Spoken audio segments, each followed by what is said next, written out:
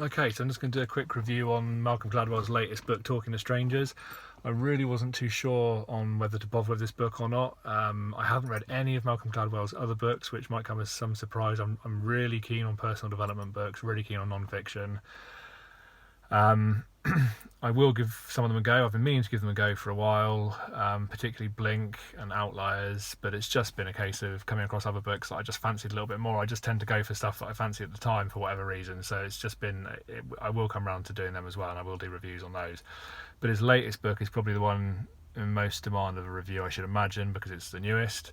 Um, I'd read a little bit about him in some of the newspaper articles online, and I just seem to get the impression that he's not that popular, or if no, he's very popular. He's got a very good following, almost a kind of cult following as a writer.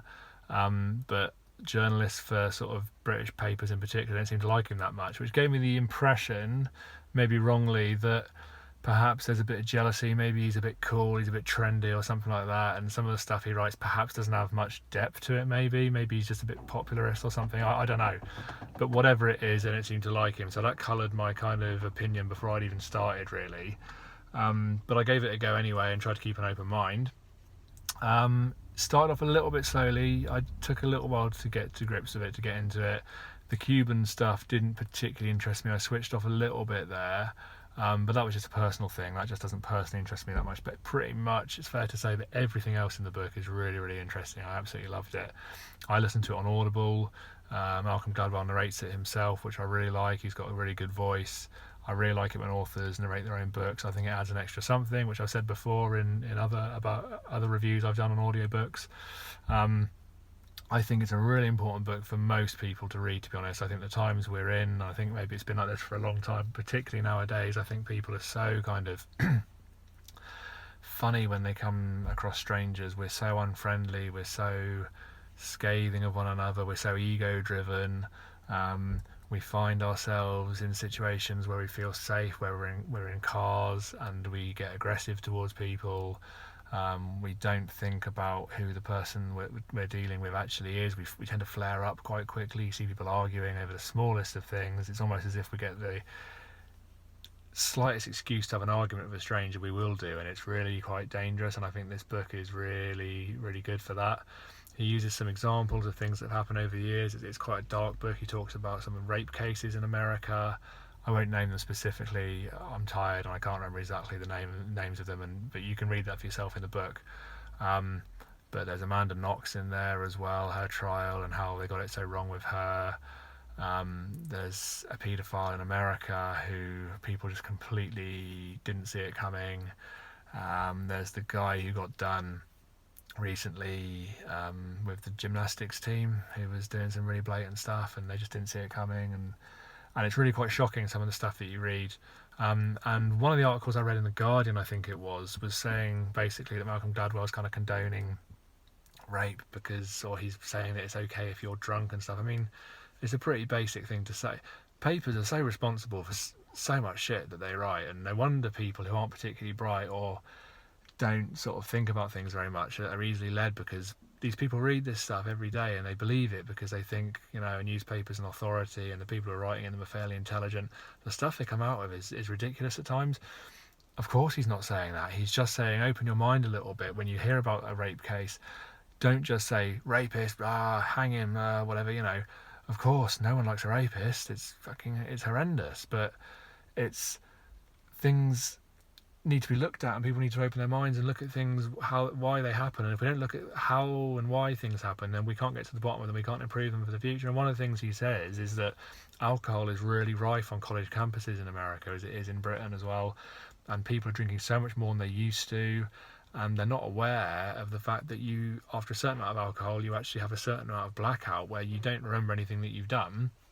And he is kind of saying that actually when people don't know what they're doing, on both sides, male and female, or whoever it is that's involved, there's going to be problems, and these things are going to happen to a certain extent. He's not saying that it's okay, but he's just asking us to kind of open our minds a little bit. And I saw in one of the articles that he'd written that he says he's more concerned about getting people to think, or stimulating his readers to think, than he is about having them agree with him.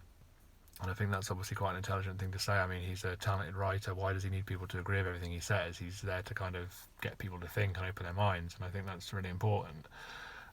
He did an interview on YouTube with Krishnan Guru Murphy on Channel 4, I think it was, which I saw briefly earlier, just a couple of minutes of it.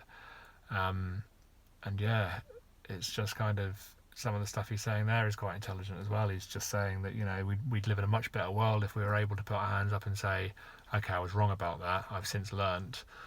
Things with Brexit and Boris Johnson and stuff like that at the minute. People are so stubborn. Once they've said something, they stick to it no matter what, through thick and thin.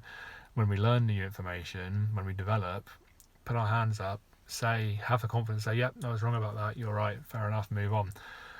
People might say that's hypocritical of some people, but other people would say, fair enough, it's better to be that way. So it's about learning, it's about developing, and he's saying how important that is for him. And I think this book is just kind of, you can pick it apart. You can say that some of the arguments don't fit together particularly well. You can say that he hasn't come up with a solution for how he can be better people. How the hell he's supposed to do that, I don't know.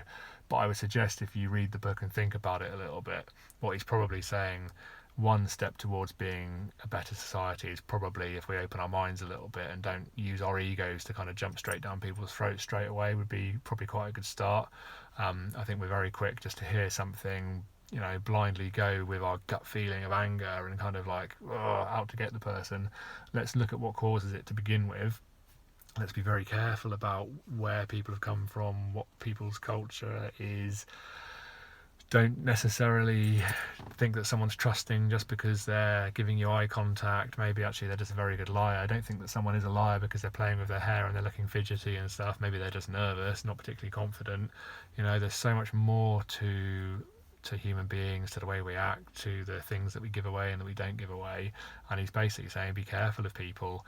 We're very quick to think of ourselves as complicated individuals, and we're very quick to sort of say, well, don't judge me on that. Just because I do this doesn't mean I would do that necessarily. I'm not that myself. But we tend to look at strangers as, I know his game, or I know her game, I know what they're doing. You don't, basically. One of the things he says is that if you don't learn anything else from the book, learn this, that strangers aren't easy, they're very complicated. And so it's a bit of a warning, really. It's a bit of a just kind of like, open your mind, think about things. I think it's a really interesting message. He uses some really interesting but dark examples. Narrated really well. He uses a bit of a soundtrack in there, which is quite good. He uses the real footage of some of the recordings of some of the things that went on, where possible, where not possible. He's had the re-enactments put in there, so it makes the book quite unique as an audiobook. It's really, really interesting, really topical, really relevant to today, and I urge you to give it a go. I really highly rate it. I was very surprised by this book. Fantastic.